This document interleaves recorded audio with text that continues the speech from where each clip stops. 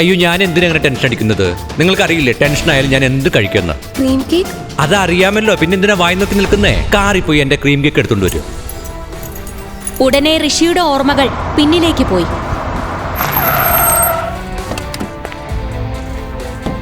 ഞാൻ Rishin Pratap, Indraprastha group of കമ്പനിയുടെ ഏക അവകാശി.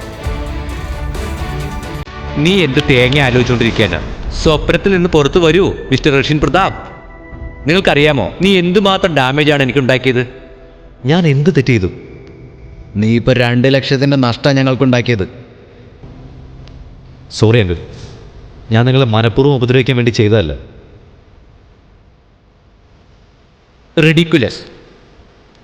ദൈവം എന്തിനത്രയും പാവപ്പെട്ടവരുണ്ടാക്കുന്നത്? Cheers darling. വീട്ടിലെത്തിയ ഋഷിയെ കാത്ത് മറ്റൊരു ദുരന്തമുണ്ടായിരുന്നു. ശ്രീലക്ഷ്മിയുടെ അച്ഛൻ, അയാളുടെ ഭാര്യ ദേവയാനിയും അവരുടെ സുഹൃത്തുക്കളും ഉൾപ്പെട്ട ഒരു റമ്മി പാർട്ടി നടക്കുകയായിരുന്നു.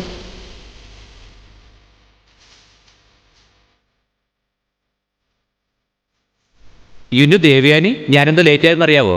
ഞാൻ വരുന്ന വഴിയിലൊരു ചെറിയ പ്രശ്നം. എൻ്റെ കണ്ണടി പൊട്ടി. ഇതിനിത്ര ടെൻഷൻ അടിക്കേണ്ട കാര്യമില്ല. നിങ്ങൾ പാർട്ടി എൻജോയ് ചെയ്യേ. കണ്ണാടി ഞാൻ ഏതെങ്കിലും സെവനിന്റെ കയ്യിൽ കൊടുത്ത് ശരിയാക്കാം. അതൊന്നും വേണ്ട, അതൊരു ലിമിറ്റഡ് എഡിഷൻ കണ്ണാടിയാ. കണ്ണിൽ കണ്ട് വേലക്കാരൊന്നും തൊട്ടത് അശുദ്ധിയാക്കണ്ട. വേലക്കാരന്മാർ പിന്നെയും ചീത്തയാക്കില്ല, ആര് സമാധാനം പറയും? ഋഷിയുടെ അമ്മായിമ്മ ഒന്ന് കണ്ണോടിച്ചു നോക്കിയപ്പോൾ മുന്നിൽ നിൽക്കുന്ന ഋഷിയെ കണ്ടു. ഒരു മിനിറ്റ് ഋഷി, ഇങ്ങോട്ട് വന്ന്. ദേവയാനിയുടെ ശബ്ദം കേട്ടപ്പോൾ തന്നെ ഋഷിയുടെ ഉള്ള സമാധാനം പോയി. എന്തോ പ്രശ്നത്തിനുള്ള പുറപ്പാടാണെന്ന് അവന് മനസ്സിലായി. വേലക്കാരനല്ല, വേലക്കാരനേക്കാൾ 2 സ്റ്റെപ്പ് മുകളിൽ. ഋഷി, നീ പോയി ഇദ്ദേഹത്തിന്റെ കണ്ണാടി ശരിയാക്കി കൊണ്ടുപോവാ. പെട്ടെന്ന് വരണം. എൻ്റെ പൊന്നു ദേവയാനി, അതൊന്നും I can't trust servant on my expensive specs, please. നിങ്ങൾ ടെൻഷൻ അടിക്കണ്ട. ജോലി ചെയ്യാൻ വേണ്ടി മുട്ടി നിൽക്കുന്നവനാ ഋഷി. ഇൻഫാക്ട് നിങ്ങളുടെ കയ്യിൽ മറ്റു ജോലികളുണ്ടെങ്കിൽ പറ, അതും ഇവനെ കൊണ്ട് ചെയ്യിപ്പിക്കാം.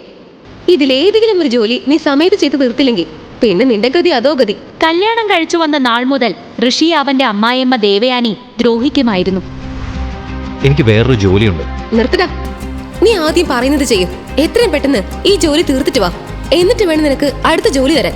എനിക്ക് അറിഞ്ഞൂടാ ഏത് നശിച്ച നേരത്താണോ എന്തോ ശ്രീലക്ഷ്മി ഈ നാറിയെ കിട്ടിയത്. അവൾക്ക് വേറെ ഒരുത്തനെയും കിട്ടിയില്ല. ദേവയാനി, എനിക്ക് നിന്റെ അവസ്ഥ മനസ്സിലാവും. പക്ഷെ നീ എന്തിനാ ഇങ്ങനെ ആവശ്യമില്ല ടെൻഷൻ അടിക്കുന്നേ? Just breathe and be normal. Take positive vibes. Breathe in, you will be fine. ഇവനെ പറഞ്ഞു വിട്. അപ്പോൾ തന്നെ അവളുടെ പകുതി ടെൻഷൻ മാറും. കണ്ണാടി അവൻ്റെ കൊടുക്ക്. എനിക്ക് അവനെ തൊടാൻ പോലും അറപ്പാണ്. എടാ, പിന്നെ ഗ്രാൻഡ് മാളിൽ പ്രൈം ഒപ്റ്റീഷ്യൻസിന്റെ അടുത്ത് തന്നെ പോകണം. Nowhere else. വേറെ ഏതെങ്കിലും ഒരുത്തൻ നന്നാക്കുന്നു എന്നതിന്റെ പേരിൽ കണ്ണാടി ചീത്തയാക്കിയ നീ എന്റെ കയ്യിൽ നിന്ന് വാങ്ങും. എല്ലാവരുടെയും മുന്നിൽ അപമാനിക്കപ്പെട്ട വിഷമവുമായി ഋഷി അവിടെ നിന്നും പോകാൻ ഒരുങ്ങി. അമ്മായി അച്ഛൻ കണ്ണാടിയിൽ തൊടുന്നത് നാണക്കേടാണെന്ന് പറഞ്ഞതുകൊണ്ട് വളരെ വിഷമത്തോടെയാണ് അവൻ കണ്ണാടി പോക്കറ്റിൽ വെച്ചത്. പെട്ടെന്ന് അമ്മായിയമ്മ ദേവയാനിയുടെ സുഹൃത്തുക്കൾ ഋഷിയോട് മറ്റു പല ജോലികളും ചെയ്യാൻ ആവശ്യപ്പെട്ടു.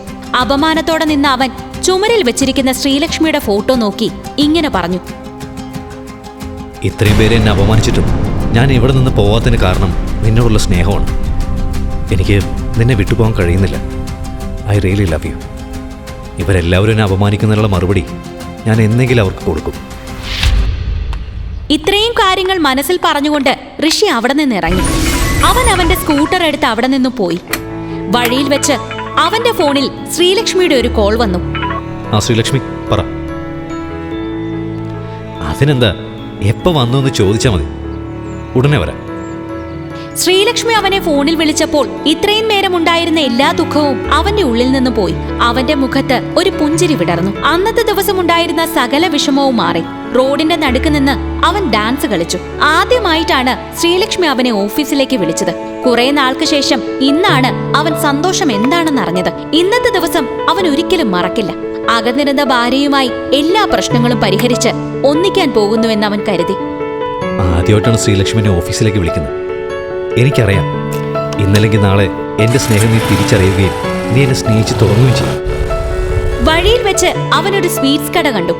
ശ്രീലക്ഷ്മിക്ക് കുട്ടിക്കാലം മുതലേ സ്വീറ്റ്സ് വളരെ ഇഷ്ടമായിരുന്നു. അവൻ സ്കൂട്ടർ ഒരു സ്ഥലത്ത് വെച്ചു. അവൻ സ്വന്തം പേഴ്സ് എടുത്ത് തുറന്നു നോക്കിയപ്പോൾ വെറും 200 രൂപ മാത്രമേ ഉണ്ടായിരുന്നുള്ളൂ. ദൈവമേ, 200 രൂപ മാത്രമേ എൻ്റെ കയ്യിലുള്ളൂ. ടീഷർട്ട് വാങ്ങാൻ വെച്ചിരുന്ന പൈസ. ആകെപ്പാടെ 2 ജോഡി ഡ്രസ്സുണ്ട്. എന്നും ഒരേ ഡ്രസ്സ് ഇടുന്നത് ഒഴിവാക്കാൻ വേണ്ടി മാറ്റി വെച്ചിരുന്ന പൈസ. സാരമില്ല, ശ്രീലക്ഷ്മിക്ക് സ്വീറ്റ്സ് വാങ്ങാനല്ലേ? അവളുടെ സന്തോഷത്തിന്റെ മുന്നിൽ ഞാൻ വാങ്ങാൻ വെച്ചിരുന്ന ടീഷർട്ടിന് എന്താ വില? വാലന്റൈൻസ് ഡേ വരാനിരിക്കുകയായിരുന്നു. അവൻ അവളുടെ പുറകെ നടന്ന് ആ റെഡ് റോസ് കൊടുത്തു. പിന്നെ നീയോ? നിനക്ക് നാണമില്ല ഇങ്ങനെ ഉളുപ്പില്ലാതെ പുറകെ നടക്കാൻ? 1 മാസത്തെ സമയമുണ്ട്. വാലന്റൈൻസ് ഡേക്ക് നീ എനിക്ക് ഡയമണ്ട് നെക്ലേസ് വാങ്ങിത്തരണം. അതിനൊരു 3 ലക്ഷം. അല്ലെങ്കിൽ വേണ്ട, 1 ലക്ഷത്തിന്റെ വിലയുള്ള ഒരു ഡയമണ്ട് നെക്ലേസ് വാങ്ങി തന്നാ മതി. അത് നിന്നെ കൊണ്ട് ചെയ്യാൻ പറ്റിയില്ലെങ്കിലേ ഏതെങ്കിലും ട്രെയിനിന്റെ മുന്നിൽ ചാടി ചാവടാ. അതോടെ നിന്റെ ശല്യം തീരുമല്ലോ. ശ്രീലക്ഷ്മി, നീ പറയുന്ന ഇത്രയും പൈസ ഞാൻ ഒരുമിച്ച് കണ്ടിട്ട് പോലുമില്ല. പിന്നെ എനിക്ക് എങ്ങനെ ഇത്രയും വലിയൊരു തുക തരാൻ പറ്റും? സ്വന്തം ഭാര്യയ്ക്ക് അവൾ ആഗ്രഹിക്കുന്ന ഒരു ഗിഫ്റ്റ് പോലും വാങ്ങിക്കൊടുക്കാൻ പറ്റാത്ത നീ ട്രെയിനിന്റെ മുന്നിൽ പോയിട്ട് ചാടി ചാവുന്നതാ നല്ലത്. നിന്നെയൊക്കെ ഉണ്ടല്ലോ.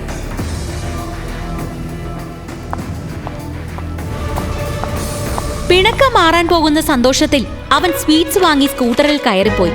അപ്പോഴാണ് അമ്മായിയച്ഛന്റെ കണ്ണാടി നന്നാക്കുന്നതിന്റെ കാര്യം ഓർത്തത്. എന്റെ പൊന്നമ്മായപ്പ, തന്റെ കണ്ണാടി നന്നാക്കുന്നതിനേക്കാൾ എനിക്കിപ്പോ വലുത് എന്റെ ശ്രീലക്ഷ്മിക്ക് ഗിഫ്റ്റ് വാങ്ങി കൊടുക്കുന്നത്. ഇനി വേലക്കാരെന്ന ലേബല് എനിക്ക് വേണ്ട.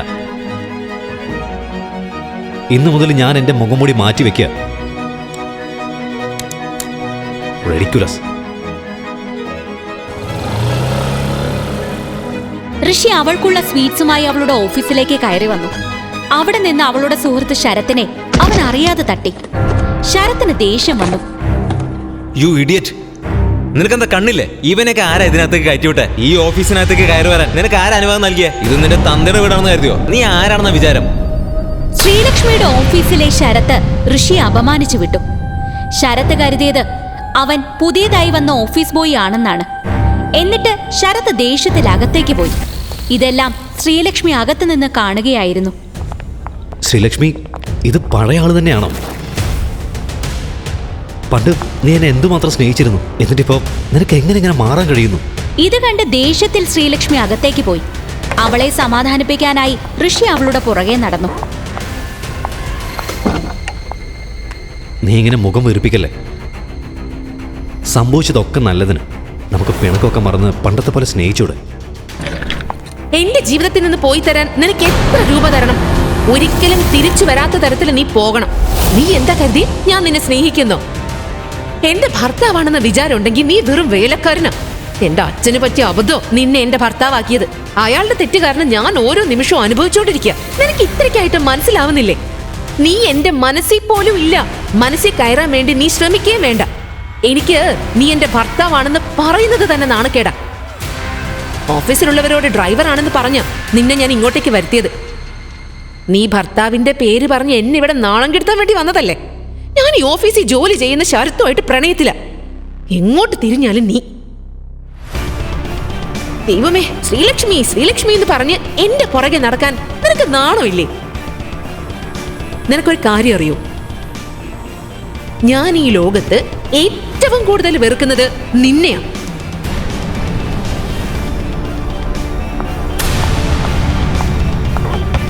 അവൾ ദേഷ്യത്തിൽ പുറത്തേക്കിറങ്ങി വന്നു. ഇതെന്താ വല്ല ഹോട്ടലുമാണോ? തറയിൽ കുറെ ജിലേബി കിടക്കുന്നു. ഇതെല്ലാം എടുത്തോണ്ട് ഡസ്റ്റ്ബിന്നിലിട്.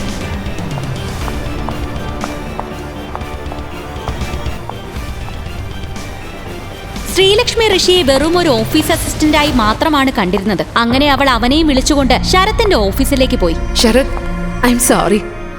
I missed you. Oh, love you. നീ എന്താ ഈ പൊട്ടനെ ഓഫീസിൽ വിളിച്ചുകൊണ്ട് വരുന്നേ? സോറി, ഇവിടുത്തെ വർക്ക് ലോഡ് കൂടുതലാക്കിയപ്പോ ഞാൻ തന്നെ ഒരു അസിസ്റ്റന്റിനെ നിയമിച്ചു. ഈ കഥ തുടർന്ന് കേൾക്കുന്നതിനായി ഇപ്പോൾ തന്നെ പോക്കറ്റ് FM ആപ്പ് ഇൻസ്റ്റാൾ ചെയ്യൂ. Link in description.